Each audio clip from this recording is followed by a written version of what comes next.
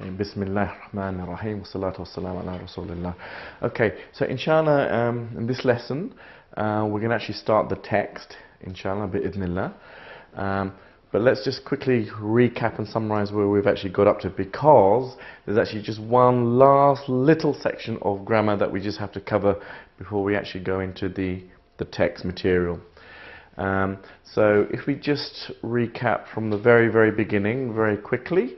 So we went through the map, the Arabic language map, and then we looked at the mawdu', the important words that actually have meaning, and then we went into the three divisions, didn't we, from mawdu', which were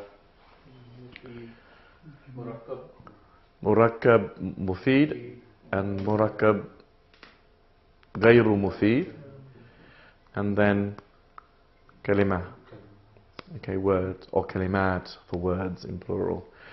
And in the kalimat, we divided that into the words ism, fi'l for verbs, and harf. Very good. And in the ism, we then subdivided that into, no, this is still kalima, so murakkab is still not, we're going to come to, so ism is just the words. So with the isms, we divided those into nouns, adjectives, pronouns, so personal nouns, pronouns, adjectives, and adverbs. Very important. Okay. Then, okay, we so we did that. So and the nouns we understood the definition of, which is basically a meaning of an entity of a three things: place, thing, human, or animal. Yeah, human. Okay, three things. Okay, and we understood that and that the pronouns were basically abbreviations of the nouns, and we understood adjectives were the ones that would define the noun or modify the noun or describe the noun, and the adverbs were the ones that would define the adjective. modify the Adjectives. Adjectives or noun? no, adverbs that would verbs. Most importantly, verbs. So he came very quickly. Yeah, so it modifies verbs, but it can also modify other adverbs or other adjectives. But most importantly, it modifies verbs. Yeah, and we'll see lots of examples of that. Okay, and then okay, so we did the ism. Then we did the harfs. Okay, and then what was the important issue with the harfs? What do we understand about them? They are not, they generally don't have any meaning themselves. Correct. But they have to be a part of, like, in something or in the garden. Sure. So they're always connected to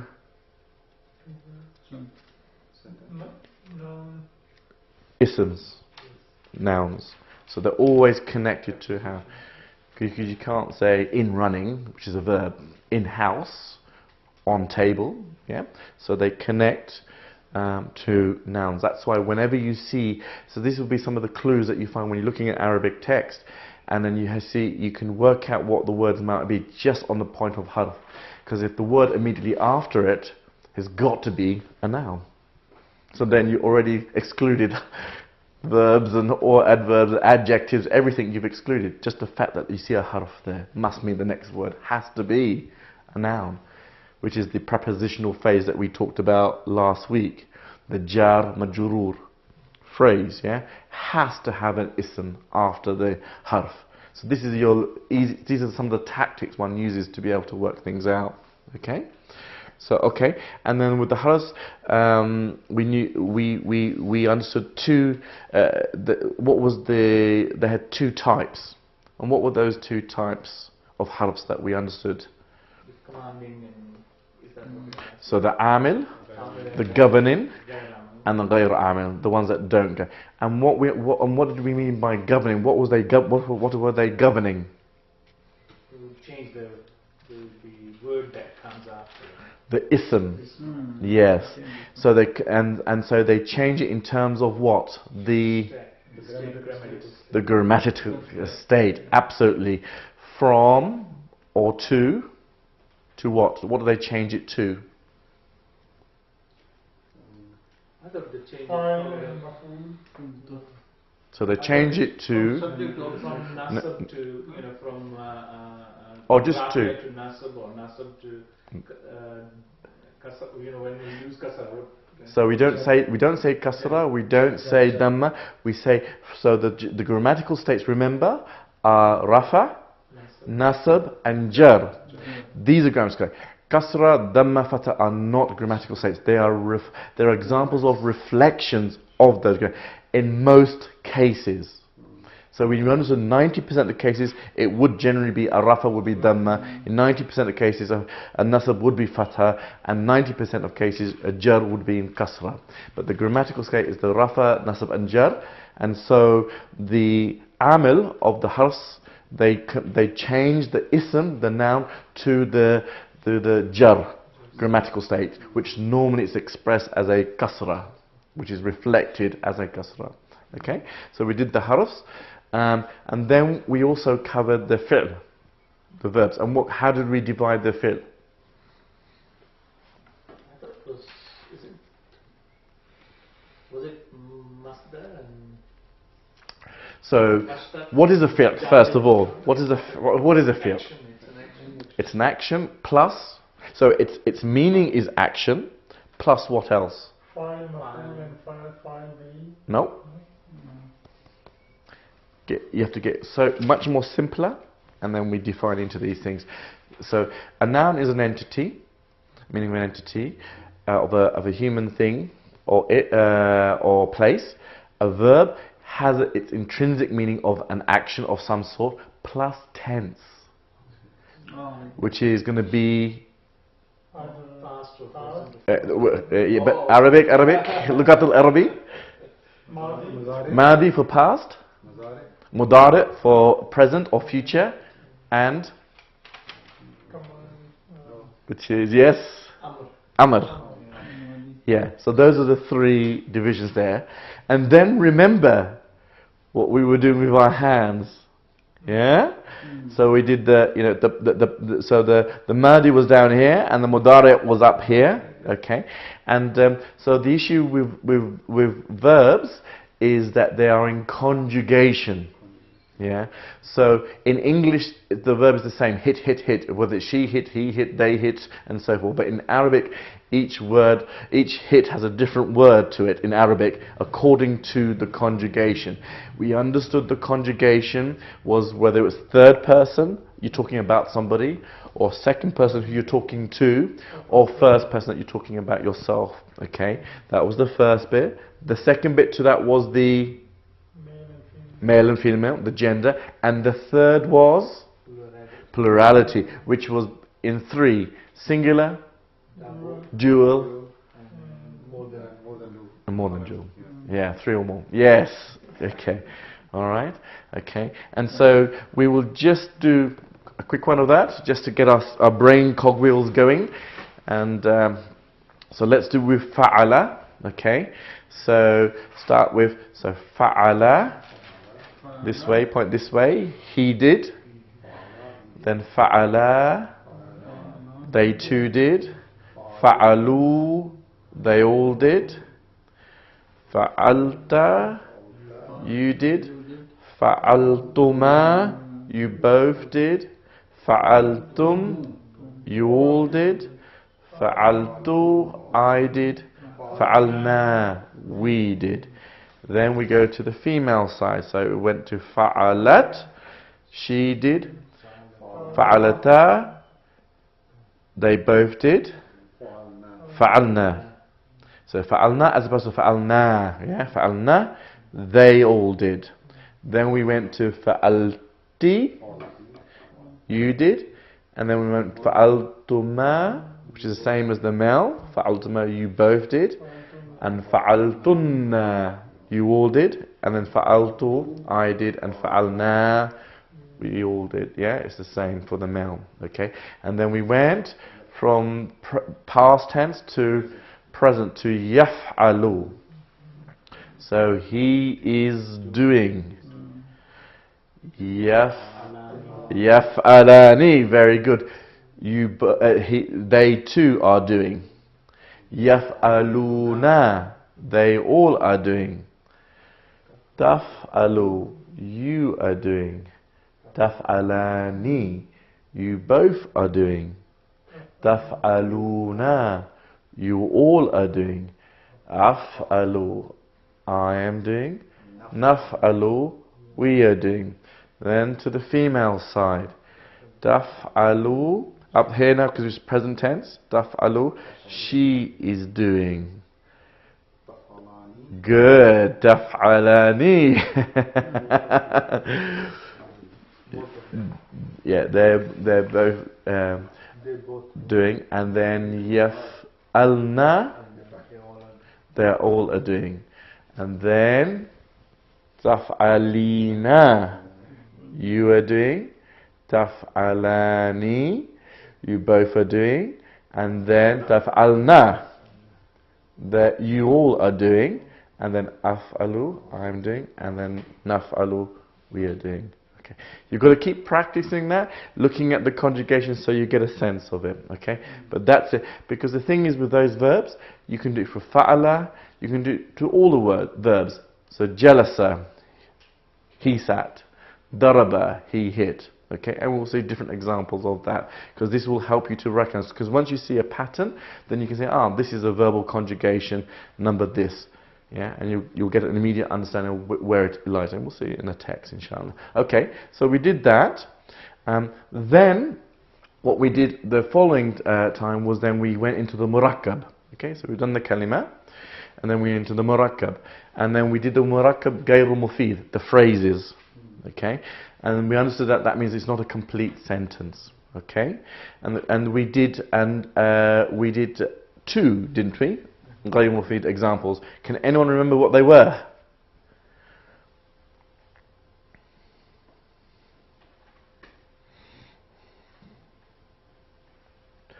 Okay, so the first one that we did, which was we did a mawsuf and sifa.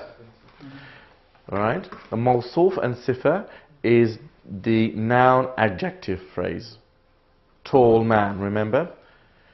So, and we understood there is that the mawsuf, the noun, comes first, and then the sifa, which is the adjective, comes second, as opposed to in English. Okay, so when we say in Arabic, rajulun tawilun, right, the rajulun comes first, right, but in the English, the tawilun comes first, tall man, tall, tawilun, yeah, so we understood that. Like Safa is the one that described the Mawsuf. Sifa. Sifa is the one that described the Mawsuf. Correct. And the sifa comes after the mawsuf. And mawsuf meaning the one that is being described. It's the passive form, okay? And then, and we understood the relationship between mawsuf and sifa is that they will match in four things. Can anyone remember what those four things would be? Gender. Yep. Plurality. Yep. Definiteness. Yes. And grammatical State, mashallah, barakallah feekum. Yes, absolutely, those are the four states. So that was one phrase that we had. What was? Can anyone remember the other phrase now? No. Yes, mudaf, mudaf ilayh. Okay, so the mudaf is the so it is the possession, the possess and possessive phase. Yeah, that we learnt there, like Zayd's book or the book of Zayd. Okay. All right, and it's so the idea with these mudaf mudaf ilayh is two isms coming together in a relationship. Yeah, okay, right, and the idea is that the first one, the mudaf, okay, which is the one that's being possessed, cannot have what? Definiteness. It cannot have definiteness, and also it cannot have tanween. And tanween, remember, is that it's double valved. That's what tanween means. It's double valved. Okay? So if it has, so like when we use the example of daraba Zaydun, yeah. So Zaydun, it's not Zaydu. So Zayd hit Amran, Amr, yeah. So they're always naturally in tanween, okay. So when they're not in tanween, so if it's one vowel, that means it's not in tanween. And so in the mudaf ilay, there's a single vowel. So that should then prick your eyebrows up. Maybe I'm dealing with a mudaf ilay relationship here. If there's only one vowel, think of that. Okay. So that's the first thing with the mudaf, is that it does not have definiteness. It doesn't have tanween. And the third thing that it does have is what? It expresses grammatical states. It can be in jar, it could be in nasab, and it could be in rafa, depending on what's before it or in what context it is. So it could be in any of those scenarios. Okay. However, the mudaf ilay, which is the possessor, is what? No. In jar. Is always in jar. It's always in jar. Bismillah. Not Bismillah or Bismillah. Bismillah. Yeah? So, sorry, that's in the prepositional, but yeah. But Kitabul Zaydin. You know, Kitab. Yeah, we don't, when we express things, we don't normally express the last vowel, but like, you know, but it's always in jar. Okay? So that was the end. So that's the example with the mudaf ilayh. So we understood that these were the two phrases. Okay. Then we went into the murakkab mufid, which were the sentences. How many types of sentences are there? Two. Which are, which were what? Yes, it comes out now. So the jumlata ismiya and then jumlata fi'liya. Okay. So let's just remind ourselves of the characteristics of both. Okay, the jumla ismiya, what is it basically constructed of? So it does start with an ism, and that's called the mubtada. And khabar is what it is what informs it. So it's two parts: the mubtada and the khabar. The mubtada starts with an ism, and the khabar could be anything. It could be a noun. It could be an adjective. It could be a complex phrase. Okay. Could even be a sentence. Okay. But we'll come into all that. Okay. All right. So you've got the mubtada and the khabar. Okay. In the very simplest example, you know, we could say Zaydun tawilun. Zayd is tall. Right. Okay. And the thing is that what we tried to appreciate last time was that where does the is come? And the key thing, which is one of the secrets of getting to grasp with complex sentences in Arabic, classical Arabic Quran, because the simple ones are good. Zayd is green is so simple, or tall is straightforward. But when you're talking about sentences that are 20 words or beyond long, where's the mubtada and where's the khabar? Which word? Is it 10 words down the line? Is it one word or is it 5? Where's the division? So the key thing with this is that where does the phrase relationship end? Is where you put the is. Okay? Yeah. So so when we say, you know, yeah, so we'll come through examples of what that is, but it's basically there isn't a phrase relationship going on. Okay, so if we take Zayd, okay, so if you wanted to say tall Zayd, we'd actually say Zaydun at-tawilu, all right, and if we wanted to say Zayd is tall, we say Zaydun tawilun, right? Because Zayd by its nature is definite, because it's a name. So it's in its definite part. And remember we said the sifa has to match the ism. So if the ism is definite, the sifa has to be definite. So that's why it's at-tawilu. Okay? Right? But in Zaydun tawilun, there cannot be, because tawilun is not indefinite, it's an indefinite. So there's a mismatch. So it can't be Mawsul Sifa going on, right? Because we understood they have to match. So that would say there's no phrase relationship. Put the is between. That's the key. So by really, to be a master of classical Arabic is to know the rules and to know all the phrases. Once you know all the phrases, you can just tick them off and say, well, it can't be this, it can't be that, it can't be this, it must be that. And what you find is that once you go through that methodology every single time, it becomes natural, like everything, like driving. You've got gear sticks, this and left, right, indicators. It's all step 1, step 2, step 3 to junctures, and now it's just nature. You just automatic pilot, and that's what happens. So when you get so when I've seen my own teacher do it, they flow, and it's just because of it thousands and thousands of times. It's just part of that. But the methodology is exactly the same what we're doing now, except we're just much slow. Think of a driver learner. That's all you are.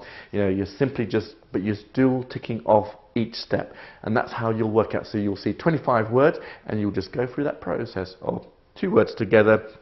Is there a phrase relation? I know there are 15 phrases. I know the 15. I'll go through each one. This is the one. Or there isn't. This is where I put the is. And that's what we're going to be doing today, inshallah. Okay, to appreciate that. Right. And then the last thing that we covered before we can go into the text was that we talked about how isms are spread in terms of their grammatical states, across the jar, the nasab, and the rafa. And we knew there were 22 ways that they could be put. And we understood that in the rafa, 8 times, 8 ways. In the jar, 2. And in the nasab, therefore, 12. Okay? And so we also appreciated that if it's in jar, there's a 50-50 chance you can get it right, because there are only 2 ways it can be in. One is in the mudaf ilay. So it's a mudaf ilay, basically. Or it's a majroor, following a jar. A jar being a preposition. Not jar. Jar is the grammatical state, but jar with an alif is preposition. Okay, so majroor would be the other example. There's only 2. It can either be majroor or mudaf ilay, one of the 2. Okay, all right. So that was we knew. So jar was easy, and then rafa there was 8, and we talked about, well, what are those 8? There's only 3 ways it can be expressed. So what are they? So we understood it could be a mubtada. Okay, it could be a khabar, it could be a fa'il, and that was the thing with the verbal sentences, which we didn't cover, was that the minimum required for a ism fi'liya is what? Fi'l and fa'il. Yeah. Then somebody popped out maf'ul bihi, the object. You don't necessarily need an object in a verbal sentence. We talked about the minimum, because if the verb is intransitive, which basically means it doesn't need an object, then you don't. So he sat, Zaid sat. You don't have to say on what he sat. But if you say Zaid hit, then you have to know what did he hit. Yeah. So he hit Amr. Yeah. So then Amr becomes the maf'ul bihi. But the minimum is the fa'il and the fi'l.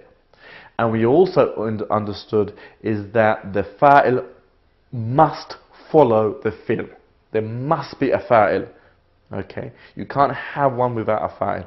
And if that means we have to take it out through the conjugation, then we do it. And we talked about that last week. Okay? And so therefore, in our state of rafa, so we had the fa', and then we talked also about in the verbs the na'ib fa'il. Right? So Amr was hit. So in the na'ib fa'il, this is the passive form. So the active person who's actually doing the hitting is out of this sentence. Yeah, he was hit. Yeah. So Amr in that context becomes the na'ib fa'il, which is in rafa. Yeah, because the person doing it is no longer in the sentence. So that was another example of where you could find it. So those are the examples that we covered, some of them in rafa. The other thing that we did with the jumla is that we talked about certain harfs coming before the sentence last week. We talked about kana and inna. Right? The kana was to make the sentence past. So so when we said Zaydun tawilun, Zayd is tall. What if we want to say Zayd was tall? How do we do that? Kana Zayd tawilan. Okay, so we put in the kana is a harf, so it must be an amil. It must be one that changes the grammatical state, because instead of Zaydun tawilun, it becomes kana Zaydun tawilan. So the tawilan is turned into nasab. So kana makes the subject stay rafa and the khabar into nasab. So we talk about the ism of kana and the khabar of kana. So the ism of kana is another example of rafa for an ism, and the khabar of kana is an example of a nasab. Right? And the inna does the exact opposite. So it makes the ism into nasab. So if I want to say indeed Zayd is tall, then I'll say inna Zaydan, not Zaydun, inna Zaydan tawilun.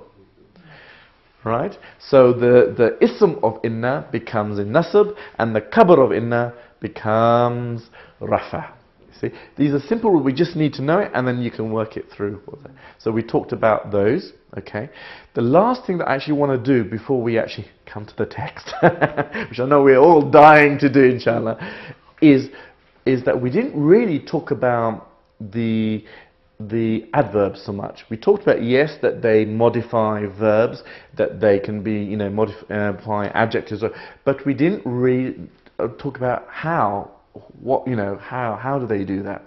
This is really important that we actually get this in our heads before we tackle the text. So adverbs can be described in 5 ways. All right, there are only 5 ways.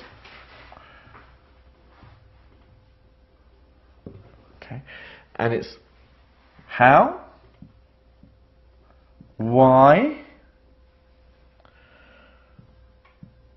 where and when, and generic. Sorry, 4 ways. Beg your pardon, 4 ways. Beg your pardon, 4 ways. 4 ways. And I'll give examples of each of these so you understand. So in the example of, and we're going to use just Zayd. Zayd is an enemy for Amr, unfortunately, in this, but it's a good example because it will help us to. So we'll always talk about Darba Zaydun Amran. So Zayd hit Amr. So how he hit would be Zayd hit Amr. So Zayd hit Amr with a bat. Okay? That's how he did it. Yeah? Okay? Or Zayd hit Amr very hard. So how did he hit him? He hit him very hard. So that would be an example of how. Why? Zayd hit Amr out of discipline or out of anger. So out of discipline, out of anger would be the adverb that's talking about why he hit Zayd. So that's your why. The where and when, Zayd hit Amr while traveling, or while on his bike, while riding, or while running. That's the when or where, and the when is Zayd hit Amr today. Okay, so the where and when. So Zayd for the where, Zayd hit Amr in the house, or Zayd hit Amr out in the open. The when, Zayd hit Amr today. That's your where and when. Okay? The generic is none of the above. So it could be Zayd hit Amr many times. Yeah? So many times is not how, it's not why, it's not where and when. It's a generic. It's other than those. Okay? These have specific Arabic terminologies. So that's the English to help you understand it. Now let's convert those into what they look like in the Arabic expressions. So the how is hal. Okay. The why is maf'ul. lahu.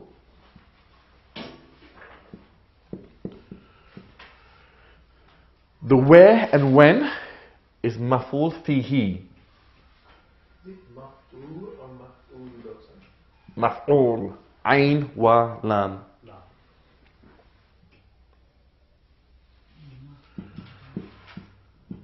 Maf'ul fihi. And generic is maf'ul mutlaq.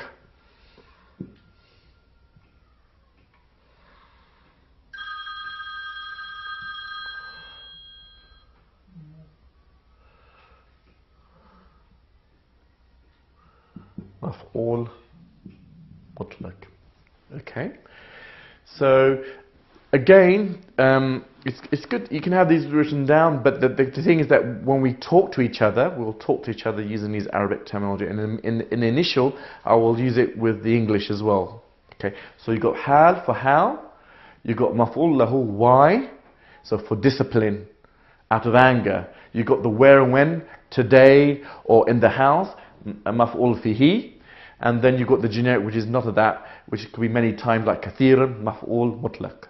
Okay? All of these are examples of nasab for isms. Because remember, adverbs are isms. So these are straight off 4 examples that will cover the nasab.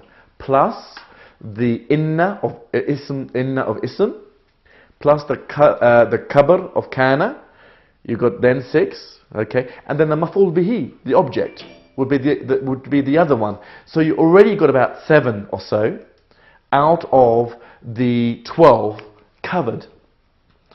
But the key thing to ram into our brains is that adverbial nasab. They won't be rafa or jar. So anything that's associated with how, why, where, when, and generic is going to be a nasab. Now, what you'll find is that the word itself will give it away. So for example, if it's yom, that means today. So if it comes at the end of Zaydun, darba Zaydun amran yawman, one is yawman, so it's in fatha.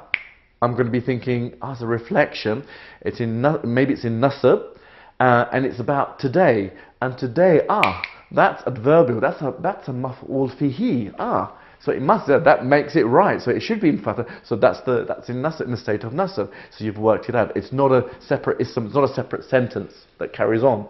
So these are the things that you gradually start to do to work out what's going on with this 25, 30 word jumla that's before your very eyes. Hence why, now we're going to turn to the text that we cover. We're going to cover Qisasul Anbiya. And why we cover that text is a question. Well, why this particular text? Because this text is written for children to help them understand grammar. And when it comes to Arabic, we are children. And we're starting from that point. And it illustrates all the grammatic problems in simple text, which over the chapters gets gradually more complicated as we get on. Alright? So that's why we're using this Qisas Anbiya. And it obviously is authentic, and it's using... Okay. Bismillahir Rahmanir Rahim. We start. Okay. So, now, the good thing about this book is that it has all the tashkil. Okay? Tashkil meaning all the vowels. Okay? And so the idea behind that is that it's helping you out to work out grammatically where things are. Whereas once you get into advanced books, then the tashkil disappear. And this is where a lot of the challenges are with people trying to grasp the languages, is when it's without the tashkil. But this whole book is really with the tashkil. The only format where he doesn't do it, the author, is really with the titles. And that's the only thing. But the whole text is with it. So for the purpose of today, I'm just going to put in the vowels for the title, and then we will practice those chapters that don't have those tashkil, because we'll be able to work it out ourselves. Yeah. But just for today, I'm just going to put them in.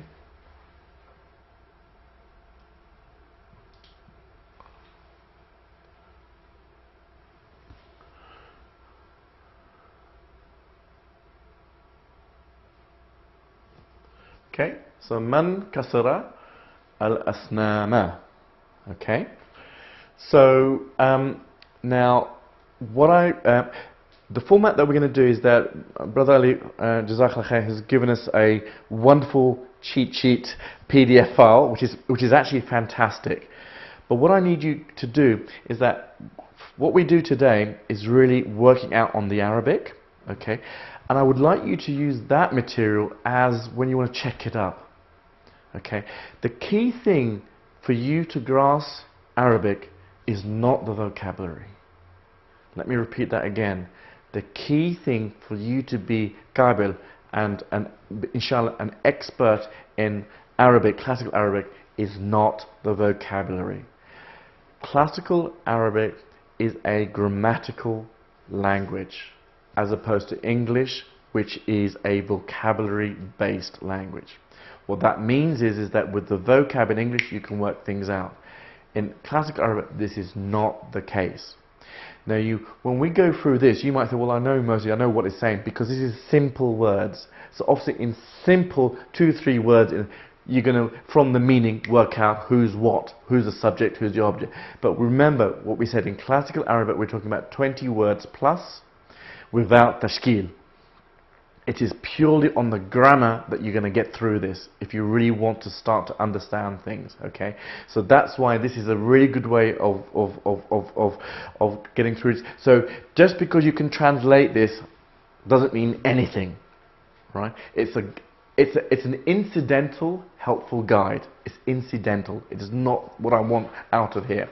In fact, most of the times I'll actually be translating it for you before we get into the grammar analysis, because it's not that important. All right.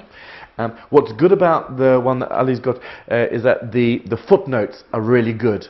The footnotes explain the grammatical stuff, so they'll have why it's a mudaf, mudaf ilay. So these are nice things, yeah. Okay.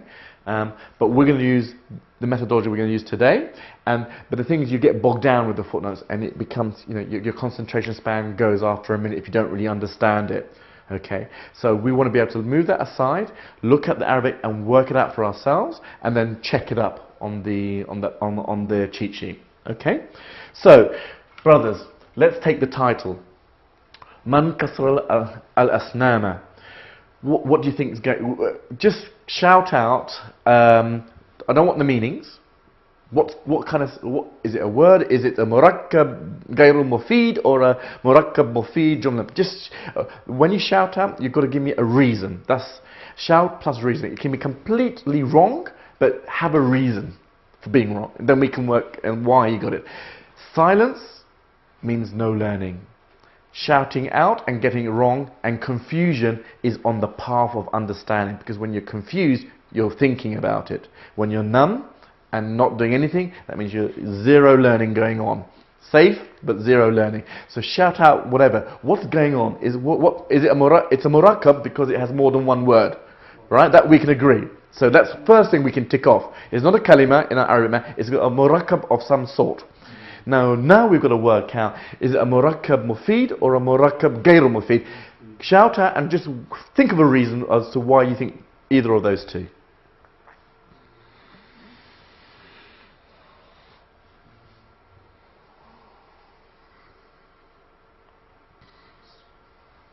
It's got noun in it, which is a noun.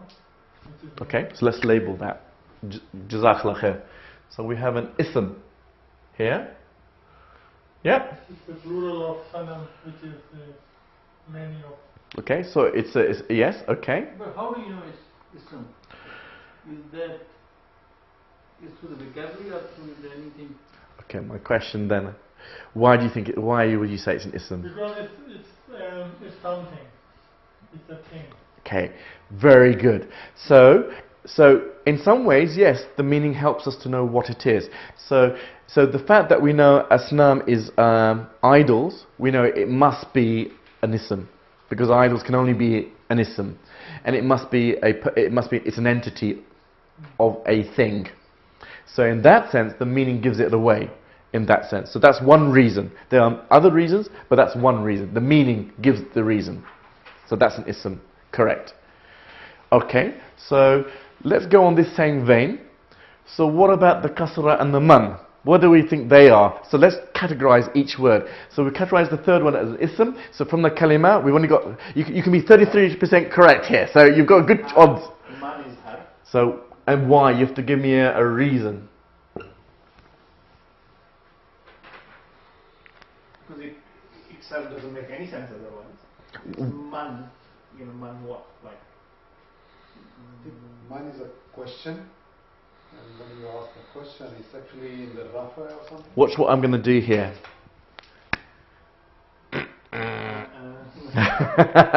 But it's an easy trap. Yeah. This is what I'm saying. This is what I'm saying. This is really good. I like, because now the cog wisdom. Why is it not harf? Why is it man not harf? Good. We're thinking. Why is it not harf? It's a small thing.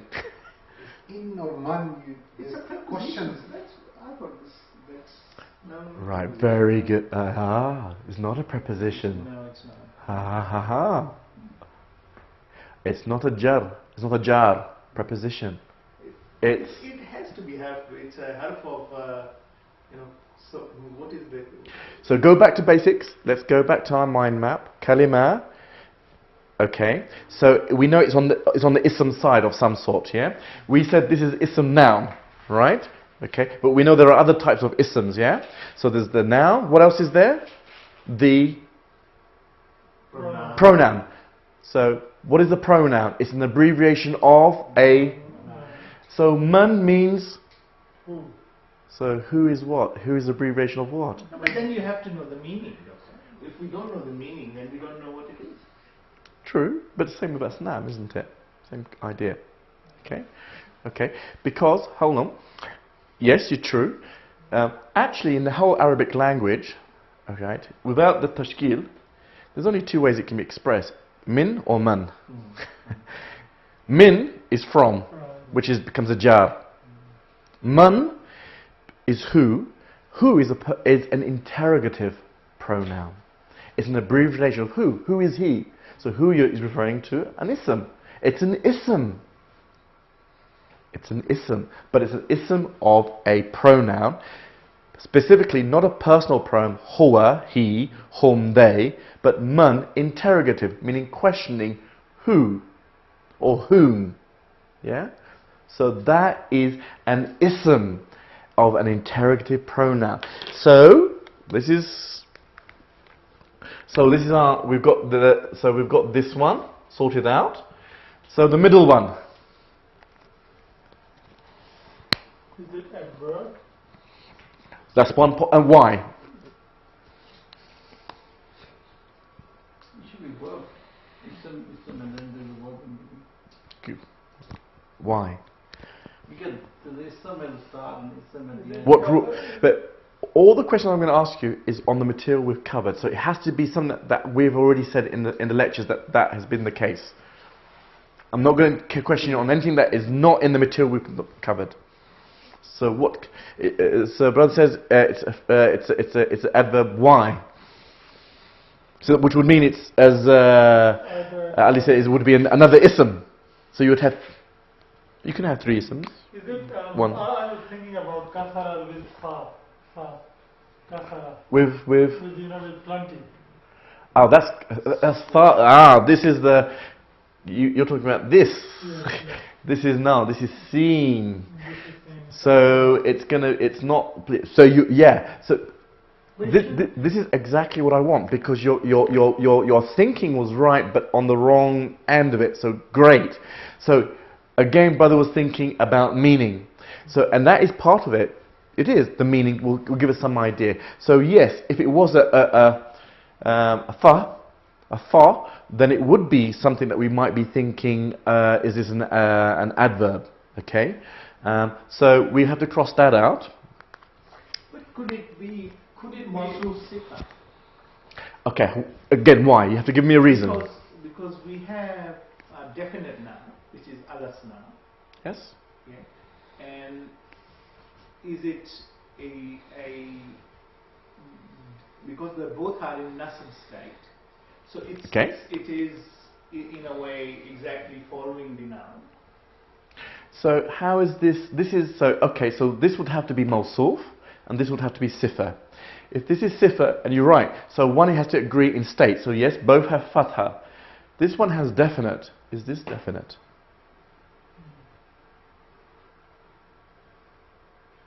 That's number one. Because if it is number one, it's not indefinite. Number two, it can't be a name because it's not tanmeen. It's got to be tanmeen. It can't be one. Remember we said that it can, unless there's a mudaf ilayh going on, but it can't be because that would have to be in jar. So it is not indefinite both. Both are not indefinite. If they were both definite, al-kasra al-asnama, then you've got a point. It could be mawsul sifa. Kasra al-asnama cannot be. They're not matching. So, if we're thinking, you know, the thing is with the Arabic language is that it's probabilities. What is it most like? And as you become more accomplished, you know, because you recognize patterns. Okay, so let's say probability-wise, we're not going to completely exclude it. We're going to say probability-wise, it's not going to be an ism. Probability-wise, it's not going to be a harf. Because, why?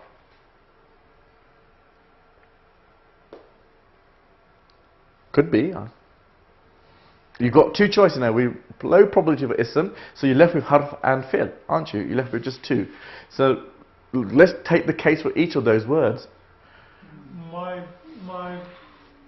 weight is towards ism, but whether it's an adverb or it's an adjective, I'm just going by the meaning. Okay. So if it's verb, which means it has to be a specific meaning. Yes. And with an action. With an action.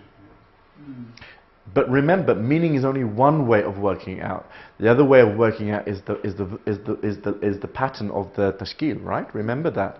So look at so it's not necessarily the meaning. So what I would say to you is, then what about fa'ala kasara? Fa'ala, he did. Jalasa, he sat. Daraba, he hit. Kasara. Can you see a pattern there? Break, broke. Forget the meaning. I don't even know. Meaning is irrelevant. What is it? So, because I will show you. I will show. Look, here we can have daraba, raba. We can have jalasa, jalasa. We can have fa'ala. We can have kataba. Kataba. You could also have. Could you not? So it's fail mudari, which is who wrote the Fil madi. Because it's kasra to yaksiru. Kasra, kasaru. Or kasra, kasra, kasaru. From kasra to yaksiru. Yaksiruna. Yeah? If it's kasara, yaksaru means it's a present. Correct. Kasara is past. Okay. Don't use this. Just use the Arabic. Yeah. Sorry. Yeah. Yes, Ali. So I'm going to. My argument is that this is a fi'l. Okay. And so, if that's the case, if this is a fi'l, the next question, now that we've actually worked out the words, okay, is this is murakkab, and we have an ism, pronoun, we have a verb, fi'l, second, and then we have a further ism, third, right? Okay, we have three words, okay, ism, verb, ism. Now my question to you is, which one is it going to be, murakkab mufid or murakkab gayru mufid? Shout it out, and it doesn't matter if it's wrong, but give me a reason. Try and work out why you say what it is.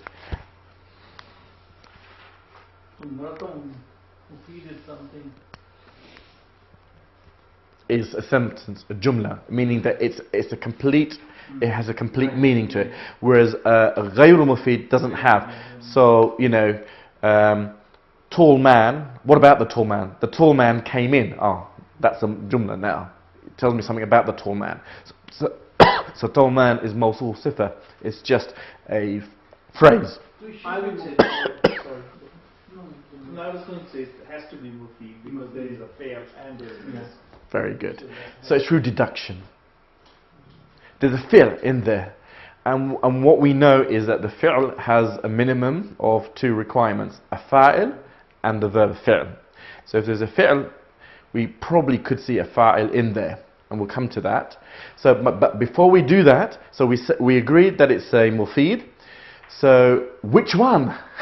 Is it a jumla ismiya or a jumla fi'liya? So why? Because it starts with man. Correct. So it's a jumla ismiya because the rule is that whatever the word starts off with defines whether it's a fi'liya or a ismiya. So if it starts with a verb, a fi'l, it must be a fi'liya. If it starts with an ism, it must be ismiya.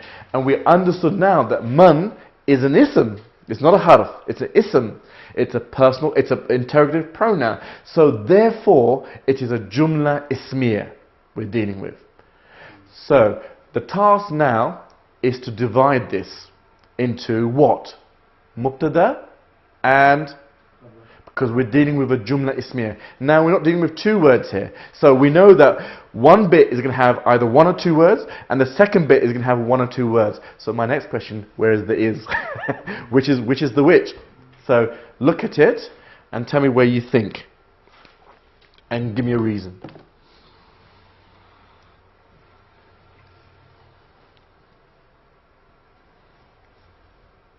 And remember what we said? Phase relationship. If there's not a phase relationship between, and all you need to work out is the two that we've talked about, just two. If it's none of the two, that's where the is go. So my question to you, man and kasra, is there a phase relationship between these two words? Do they connect? No. Why? Because they can be on their own. Even if you remove. Remember the rule. A fi'liya sentence must always start with a verb. You can't have a noun connect with a verb afterwards. The verb is always first and then the subject, the ism. So in this case, there can never be, an ism could never come before a fi'liya. So there's no way going to be a relationship. If there's a verb that comes after an ism, that's where the is. There's no way you can connect the two together. It's a jumla ismiya. So the fact, if it was an adjective, if it was a sifa, then yes.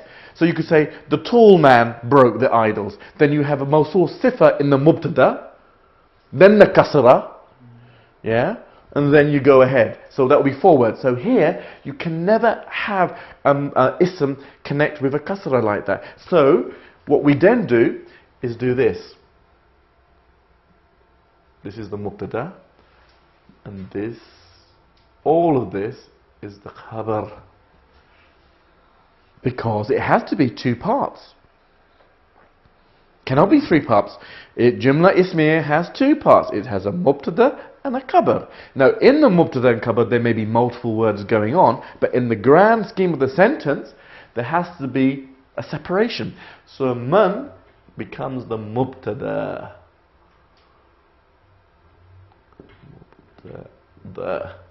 And this becomes the khabar. Right? See, this is what we're getting into, yeah?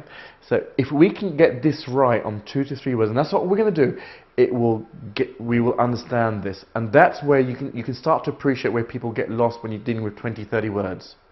All right? And we're struggling with 3 at this moment. Grammatically, we're struggling. If we knew the meanings, then we would know, oh, man who, kasra broke, idols. Okay, well, obviously it means who broke the idols, because we know what they mean. But we know this is okay when it comes to easy words. All right, so this means that. So we have to divide it. Now, the next step in this exercise, this is called the box method, or the parsing method, where we split the words into their bigger. So we go broad, and then we home in. So with the man, we're already homed in because it's just one word. We home into one word. We keep dividing it until it goes to each word is completely subsectioned. So here is one word. So the mubtada is clear. Sorted out, man, who. The kasr al-asnam is 2 words. So now we've got to deal with these because there's two words. We've got to put them in their separate category. This kasr asnama is a jumla fi'liya within the khabar. Yeah, because it's starting with verbs. Yes. So what we then do is put another box. So so here, what we need, we're going to say this is a jumla fi'liya. So we're going to say that then for a jumla fi'liya, it must have a minimum of two things. It must have a fi'l and a fa'il. Okay. Now the argument for the al-asnam to be the fa'il cannot be if it has a fatha. So it's unlikely that this is the fa'il. So if that's the case, it must be within the kasra. Remember, we take out the huwa. There has to be a fa'il. Yeah? And so we take it out implicitly from the kasra.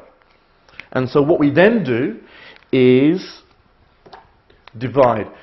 So we say this is the fi'il, this is the fa'il, and this is the maf'ul bihi. Now, every word is in its separate category. The fi'il, kasra, the fa'il, huwa, and maf'ul bihi. Yes. So how do you know the kasra is the file and the other one is not? Because the both have a fatha at the end, right? Because of what we just talked about before. So we said kasra, you know, it was break. It's, you know, fa'ala is the same pattern, jalasa. It cannot be an ism because how does that connect? How can it connect? Because a mubtada, by its default, has to be in rafa. But this is in fatha. How can it be? This is a separate sentence altogether. If there is no man in front. Okay, so you're talking just this, yeah? Yeah. Oh, okay. So, again, you've got... Alright, so the argument here, as we said, if they're both in fatha, so if we then... What can it be? It can either... If it's a phrase, then it's going to be either mudaf, mudaf ilay, or mawsul sifa. We understood that. They're the only two phrases we need to worry about. If it's mudaf, mudaf ilay, then yes, it could. It's got not got tanween, so yes, I agree. However, this is not in jar, because mudaf ilay has to be in jar. This is in nasab. Not in, this is in nasab, not in jar. So it can't be mudaf ilay. We excluded it. Right? So that's one. Second, could it be mawsul sifa? Well, okay, mawsul sifa, they need to match in terms of gender. So yes, male, male. Okay, could be male, male.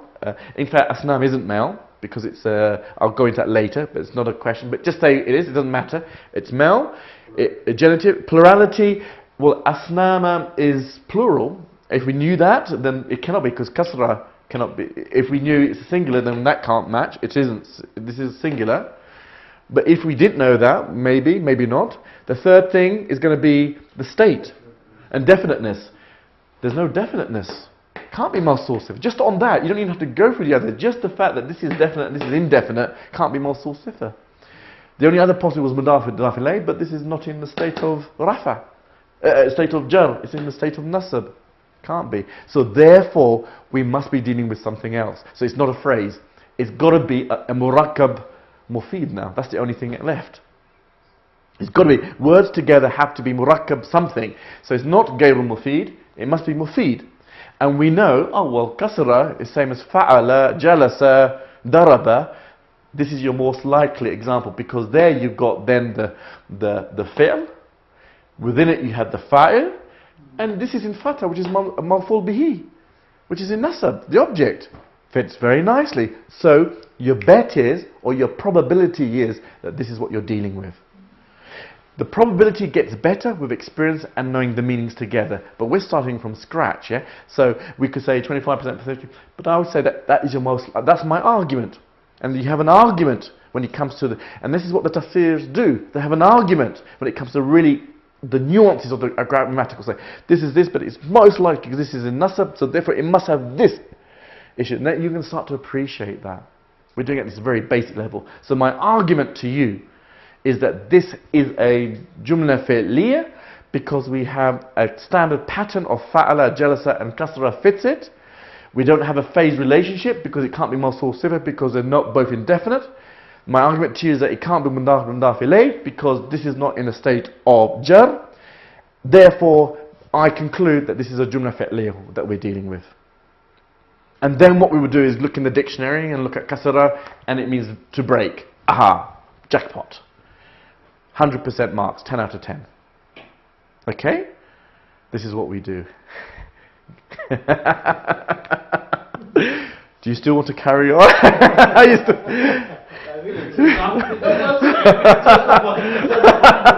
No, but you know what? Just think of it as your first. It's hard for us because we're burapa, you know, getting old. But think of it as your first time that you picked up and sat in a car. Just think of it like just all those controls, you know, it's like that. Just think, but with time, it gets easier. It's just your first. You're just literally beginning to stand here. So now we distinguish everything, but again, what will be the meaning? We still have to come to that. Yeah. Well, that yes, of course we have to, but in this instance, yeah, you know, we can look it up, you know, but we know now that we're dealing with a mubtada, you know, which is not the subject.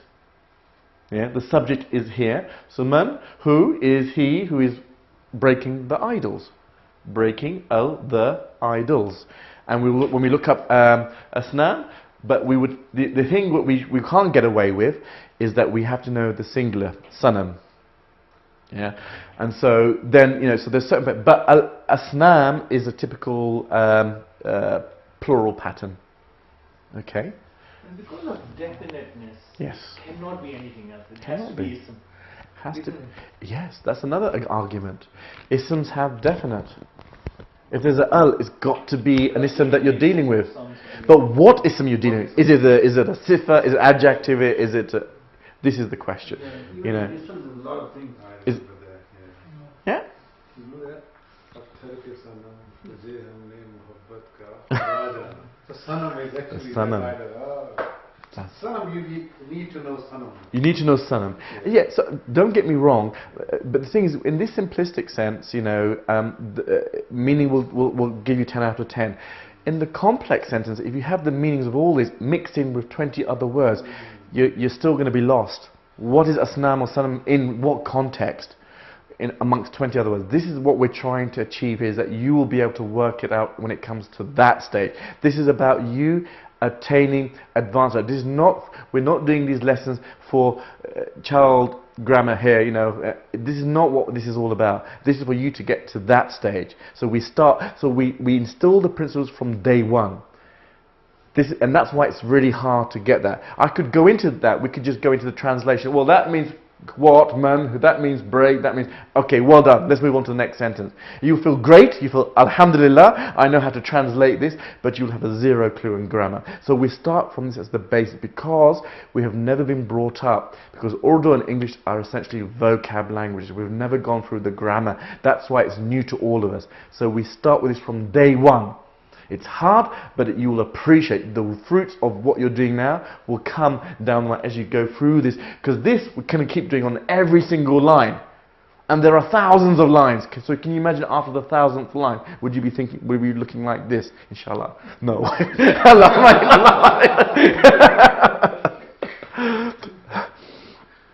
All I'm going to do now is just do this last one, and that's it. We'll call it a day. Okay. I will put in the tashkils for the time being. Right. So, it's a murakkab, because it's more than one word. So we know that. So my question to you all is, shout out if it's a murakkab ghayru mufid or murakkab mufid with an argument. Remember, this is probability. This is calculation. Just give me a reason.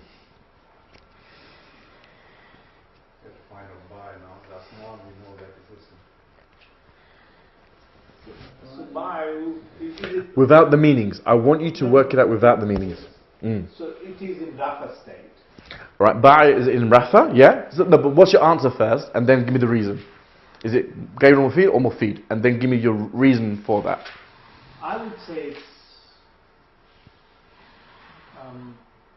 Ghayr Mufid. Okay. Yeah, that's what tell me why, Amr.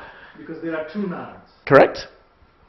So they are just, in a way, Masuf Sifa. They're just explaining each other without any conveying any larger meaning. Okay, so Amr says that it's a sentence, a jumla, because it has two nouns in there, and he reckons it's a mawsuf and sifa. Because remember, there's two. It could get removed. It's going to be two options. No, sorry. Yeah. Is that a kasra there? This is a kasra. Then it Cannot be. Jarmaju. No. No. Sorry. Mudaf. Yes. Mudaf. It is. So the argument here is that this is mudaf mudaf ilayh. Why? Because there is basically the second. These are two isms. One is in jar, and one is in rafa. But the other thing, the critical thing that will tell you that this is mudaf mudaf ilayh, is that there's no tanween.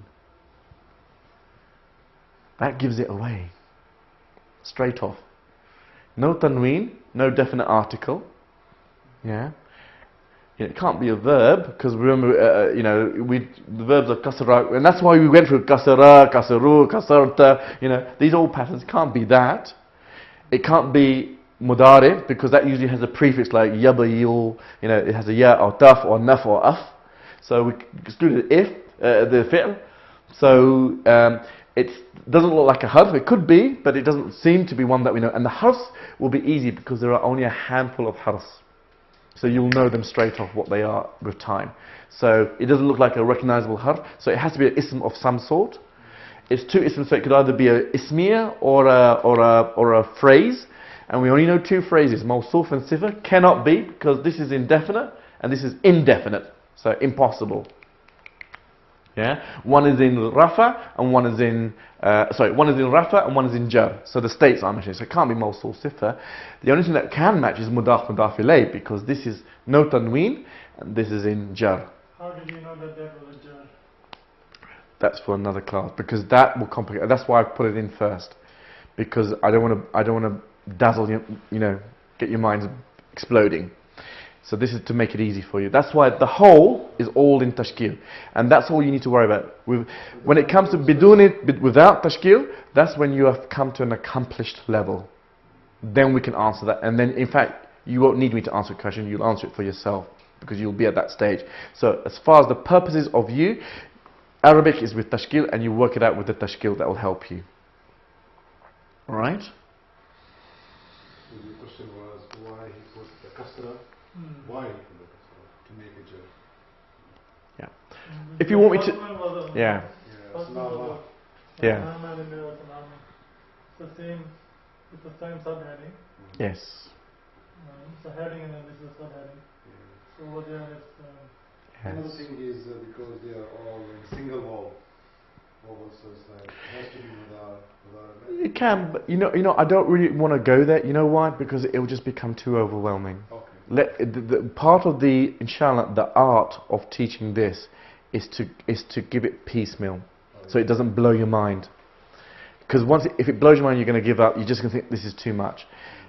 As far as you're concerned, they're always with tashkil, and we work it out with that. Okay, and we just do it. As far as you are concerned, there are only two phrases going with it. There's mudaf mudaf ilayh and mawsul sifa, and that's all. And I'm going to ask you questions. Exclude that, and it's murakkab, but then it must be mufid. Just do these simple calculations. Basically, we're doing 1 + 1 = 2. 2 + 1 = 3 at the moment. I'm not even going on to multiplication yet. That will come, inshallah. So, okay. So to summarize. One thing. Yes, Ali. Asnam. Yes. Like in the first sentence is Dhamma, right? At the top. So yeah, that's an interesting And kasra in a second. Yeah, that's interesting, isn't it? So look, there you can see the same. Let's do this. Is a nice observation that with the al-asnam, it's the same word, it's the same ism, but it's expressed in two different grammatical states. That's one in nasab with a fatha, and one in jar with a kasra. And because of the phrase relationship, one because of the phrase relationship of mudaf mudaf ilayh, and one because it's a maf'ul bihi. It's in a jumla fi'liyah. See? So that's where you can see same noun, but has now different meanings. One is now an object of being hit, and one is a possession phrase. So you can see how now the grammar in Arabic conveys a completely different meaning. The ism, the meaning itself, only conveys part of it. Okay, can I ask you just quickly Yes. skip over our jar and majrur? Yes. Just a quick, Okay. Quick All right. recap on that. So, okay, I haven't really, the reason I haven't talked about it is that we sort of touched on it, but jar majrur is the third phrase. There are, remember, in the Arabic map, there are 15. Yeah, mudaf, mudaf ilayh, mawsuf, and sifa, and the third one, which would be jar majrur. Okay, and we did touch upon it, but I haven't deliberately put it in there because I don't want to be overwhelming.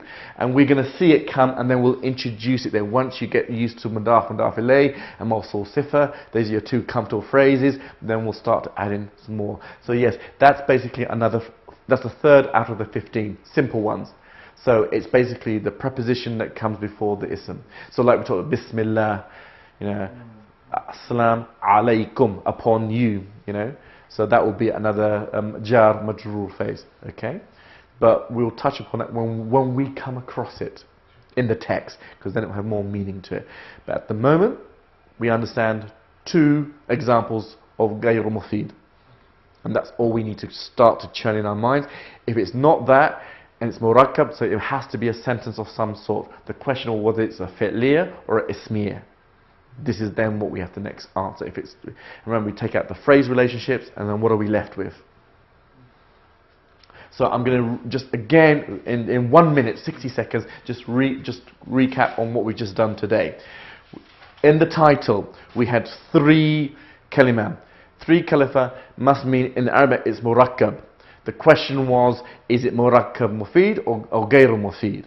Okay, so then we thought, well, okay, how do we work that out? Well, we have to look at what each word possibly is. So we categorize each word that this is an ism, this is a fi'l, and this is an ism. We already understood that we have to look at the phrase relation between man and kasra. There cannot be, because there can never be a word before a verb. There can never be. It's a separate entity. Yeah, so already we know that man must be separated out. It's an easy way to separate. These are one of the easy ways. There's a verb, so whatever's before it must be separate to it. And so there's the divide there, straight. So man, we know, is the mubtada. And then we have the kasr al-asnam. So then this murakkab, is there a phase relation between kasr al-asnam? Then we know that this could be, if it's a verb, then is this a jumla fi'liya? Well, for there to be a jumla fi'liya, there must be a fa'il, a fi'l, and possibly a maf'ul bihi. And because this is in nasab, that must be maf'ul bihi, and therefore this is the phrase relationship here. So each one then goes into it separate. So you have an example where the khabar is a full sentence. The khabar is a full sentence. So now you've appreciated that a mubtada and khabar is not just 2 words. It could be multiple words. It could be a phrase plus sentence, word plus sentence, word plus phrase. In this example, we have a word plus a sentence. The khabar is a full sentence. And in fact, what would even make it still a full sentence is man kasara.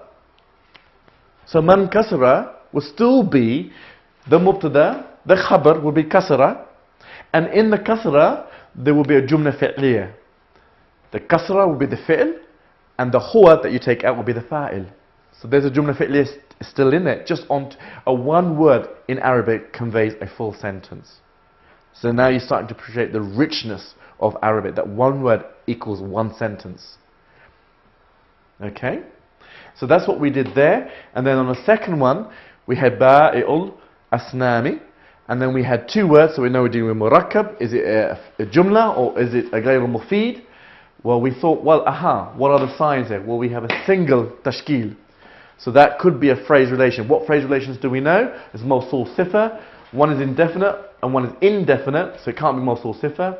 It could be mudaf ilayh, no tanween, and the mudaf ilayh being in jar would be the argument there, that this is actually a mudaf ilayh. So this is not a full sentence, and it means the seller of the idols. So who broke the idols, and then the seller of the idols, how you would then translate that finally in English.